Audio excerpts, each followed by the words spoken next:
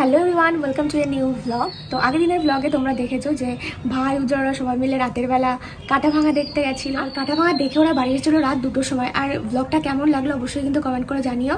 আর আজকে হলো নীল পুজো, নীল ষষ্ঠী আর কি যাকে বলে, যেটা কিনা বিবাহিত মহিলারা মানে মেনলি মারা করে তার সন্তানদের জন্য। তো সেই জন্য আজকে মাও হচ্ছে নীল পুজোর উপোস করেছে। তো চলো আজকে দিনটার ব্লগটা দুটোই শুরু করা যাক। আপাতত দরজাটা দিয়ে প্রচণ্ড গরম, মানে সকাল হতে না হতে দরজা জানলাকে বন্ধ করতে হচ্ছে।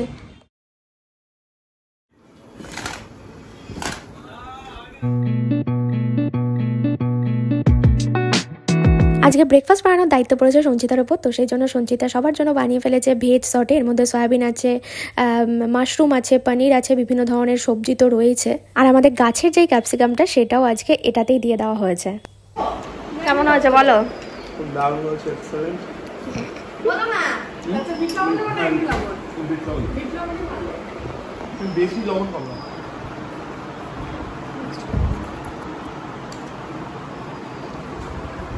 ক্যান্ডি খাবি না তুই? ক্যান্ডির খাবার দিয়েছিস? ক্যান্ডি এটা খেতে ভালোবাসে? না, অনেক বাটার আছে। আজকে যেহেতু নীল পুজো আর মা নীল পুজোর উপোস করেছে, তো সেই জন্য ভাবলাম মাকে রান্নায় একটু হেল্প করে দেওয়া যাক। তো এখন করায় আপাতত হচ্ছে আলু পোস্ত আর সঙ্গে ঝুরি ঝুরি আলু ভাজা। আর নীল ষষ্ঠীর দিনে যেহেতু নিরামিষ খেতে হয়, তো সেই জন্য আজকে সব রান্নাই হচ্ছে ভেজ আইটেম। তো তখন তো সব রান্না হয়ে গেছিলো, এখন শুধু একটা রান্না বাকি আছে, সেটা হচ্ছে নিম পাতা ভাজা। তো এখন গরম গরম নিম পাতাটা ভাজবো আর কি। তো এই যে এখানে নিম পাতা রয়েছে, মা এখানে আবার লবণ হলুদ ছিটিয়ে রেখেছে, এগুলো একটু মাখিয়ে নিয়ে তেলে ভেজে নেব। তো এই হলো আজকের মেনু। এটা ভেজ ডাল যেটা মা করে দিয়েছে, এটা আলু পোস্ত আমি করেছি, থোর ভাজাটা আমি করেছি, আর এখানে বেগুন ভাজা আছে, নিম পাতা ভাজাটা তো করাই আছে। এই হলো আজকের মেনু।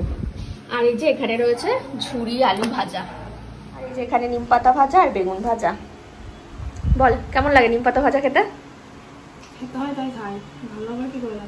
আমার আবার দিন দিন একটু টেস্ট বদলাচ্ছে। আমার নিজে থেকে যেন একটু নিম পাতা ভাজা খেতে ইচ্ছা করে, যেটা আগে কোনোদিনই ইচ্ছা করতো না, জোর করে বাড়ির থেকে খাওয়াতো, কিন্তু এখন আমার নিজে থেকেই মনে হয় যেন একটু নিম পাতা ভাজা খাই। তো প্রথমেই বলছিলাম মা আজকে নীল পুজোর উপোস করেছে, তো সেখানেই মা এখন যাচ্ছে পুজো দিতে। আমাদের বাড়ি থেকে খুব একটা দূরে নয়, তো সমস্ত কিছু পুজোর জোগাড় টোগাড় নিয়ে মা যাচ্ছে ওখানে। শিব ঠাকুরের মাথায় জলও ঢালবে, আর ভাই মাকে নিয়ে যাচ্ছে। সন্ধ্যাবেলা আমি আর মা বসেছিলাম ক্যালেন্ডার রোল করতে। আর আমাদের বাড়িতে প্রত্যেকবার আলকাতার সময় দুরকম ক্যালেন্ডারই করা হয়, একটা ঠাকুরের ছবি দিয়ে আর একটা এরকম সিনারি দিয়ে। পাশের বাড়ি থেকে দিয়ে গেছিল খিচুড়ি প্রসাদ, তো সেটাই সন্ধ্যাবেলা মা একসঙ্গে মাখিয়ে আমাকে ভাইকে খাইয়ে দিচ্ছিল। বসো বসো বসো, বস না। এই যে আজকে মা তো উপোস করেছে, সেই জন্য মাকে আমি রুটি করে খাচ্ছি। ওকে, জানি না, আমি তো রুটি মুটি ওইসব জানি না, পারিও না ওইসব কিছু, তো আমি জানি না আমি কি করতে চলেছি। যদি আটাটা মাখিয়ে দিয়েছে, ঠিক আছে, এবার গোলটা করাও আমার ওইসব জানি না। তার তো বসানো আছে, গ্যাস চালাসনি? না,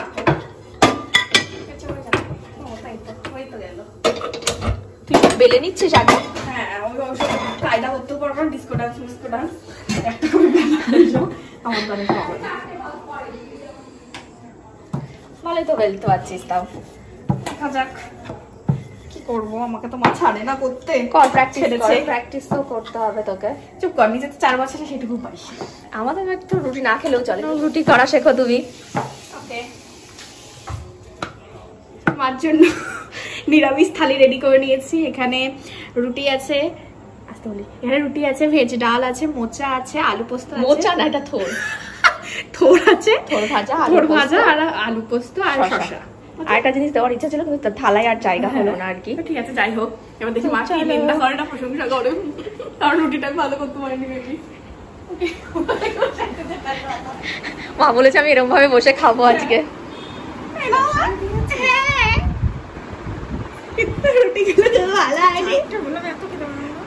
এরপরে গেলে এইগুলো খেয়ে নে, তারপর আমি সাজিয়ে দিয়েছি। বলো বলো। আর ক্যান্ডি এই যে মার বাহন, এটা বসে রয়েছে মার পাশে চুপ করে। ঠিক আছে, আজকে তো ও আলু পোস্তটা খেয়ে বল। আমি আলু পোস্তটা রান্না করেছি, তুমি তো খাওনি দুপুরে। আলু পোস্ত থোর ভাজাও তো তুই করেছিস? হ্যাঁ, থোর ভাজাটা আমি করেছি।